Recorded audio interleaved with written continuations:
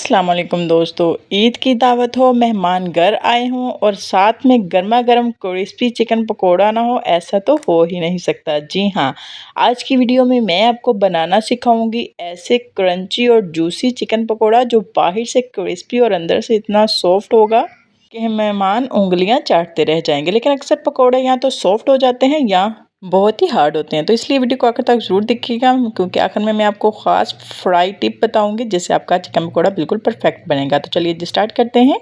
बिस्मिल्लाहिर्रहमानिर्रहीम। यहाँ मैंने 1 kg चिकन लिया है। इसको मैंने अच्छे से पानी में वॉश कर लिया है इसमें सिरका ऐड करके।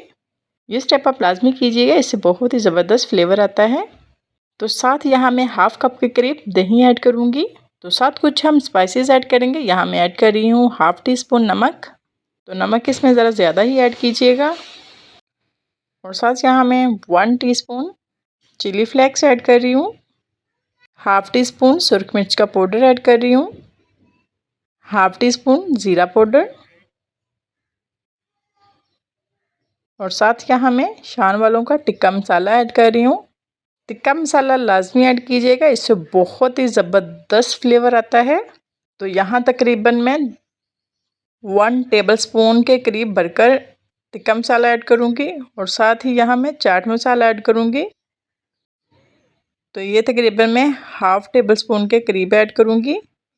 और साथ अब मैं यहाँ सॉसेस ऐड करूँगी। 1 टेबलस्पून के करीब सफ़ेद सिरका, 1 टेबलस्पून के करीब ही मैं सोया सॉस ऐड करूँगी और 1 टेबलस्पून के करीब ही मैं यहाँ चिली सॉस ऐड करूँगी।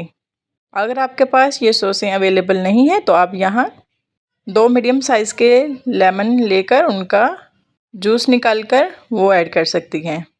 तो यहाँ मैं 2 टेबलस्पून भरकर सफ़ेद तिल ऐड करूँगी। और इन तमाम चीज़ों को ऐड करने के बाद हम हाथों की मदद से अच्छे से इसको मैरिनेट करेंगे ताकि तमाम चिकन को अच्छे से मसाला लग जाए। तो हाथों की मदद से ही कीजिएगा, चम्मच की मदद से बिल्कुल भी ये अच्छे से नहीं होगा। तो यहाँ देखें माशाल्लाह से तमाम मसाला अच्छे से लग गया है। अब इसको हम तकरीबन 20 मिनट के लिए रेस्ट देंगे। तो यहाँ देखिए माशाल्लाह से 20 मिनट हो गए हैं। अगर आपके पास ज़्यादा टाइम है तो आप इसको कम से कम 2 घंटे के लिए भी स्टे दे सकती हैं। तो यहाँ हम तकरीबन 2 से 3 टेबलस्पून यहाँ बेसन के ऐड कर रहे हैं। तो ख्याल रहे जब आपने पहले मसाला ऐड किया उसमें हमने बेसन ऐड नहीं किया। जब चिकन को फ्राई करेंगे तो फ्राई करते वक्त ही आपने बेसन को ऐड करना है, इससे पहले आपने ऐड नहीं करना। ये भी एक टिप है, इसको भी लाजमी फॉलो कीजिएगा। इससे हमारे चिकन के बहुत ही ज़बरदस्त क्रंची सा हमारा जो चिकन पकोड़ा है वह बनकर रेडी होगा। तो बेसन को ज़्यादा ऐड नहीं करना, बल्कि हल्का सा ही टच ही देना है। तो बेसन ऐड करके हम हाथों की मदद से अच्छे से मिक्स कर लेंगे ताकि तमाम जो बोटियां हैं चिकन की उनको अच्छे से मसाला लग जाए। तो इसको मज़ीद 10 मिनट के लिए स्टे देंगे। तो दूसरी तरफ मैंने पैन को गर्म कर लिया था, ऑयल को। तो अब हम इसमें चिकन को फ्राई करेंगे। तो फ्लेम को आपने मीडियम टू लो ही रखना है, तेज़ फ्लेम पे चिकन पकोड़े को नहीं पकाना। इसको 3 से 4 मिनट के लिए पकाएंगे जब तक कि ये गोल्डन ब्राउन कलर ना आ जाए और हमारे पकोड़े बिल्कुल क्रिस्पी ना बन जाए। तो यहाँ देखिए 5 से 7 मिनट के अंदर हमारे कितने ज़बरदस्त और कितना खूबसूरत कलर आ गया है, कितना ही प्यारा चिकन पकोड़ा बनकर रेडी हुआ है, आप चेक कर सकते हैं।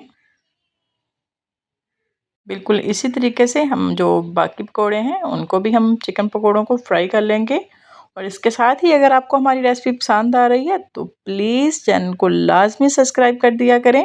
ये आप लोगों की तरफ से इनाम होता है, हौसला अफजाई होती है कि आप लोगों को हमारी रेसिपी पसंद आ रही है। तो चलते हैं इसकी फाइनल लुक की तरफ। तो माशाल्लाह देखें कितने ज़बरदस्त हमारा चिकन पकोड़ा बनकर रेडी हो गया है। यकीन जानिए ये इतना मज़े का और इतना ज़बरदस्त बनकर रेडी हुआ है कि रेस्टोरेंट स्टाइल से भी कहीं बेहतर ये बनकर रेडी हुआ है। यहाँ चेक करें माशाल्लाह कितना सॉफ्ट और क्रंची हमारा जो चिकन पकोड़ा बनकर रेडी हुआ है।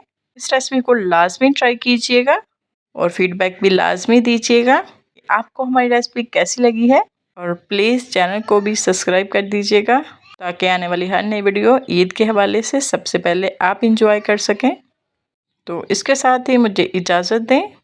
और दुआ में याद रखिएगा, अपना बहुत सारा ख्याल रखिएगा। मिलते हैं नेक्स्ट वीडियो में एक नई मज़ेदार रेसिपी के साथ। फ़ी इमान अल्लाह।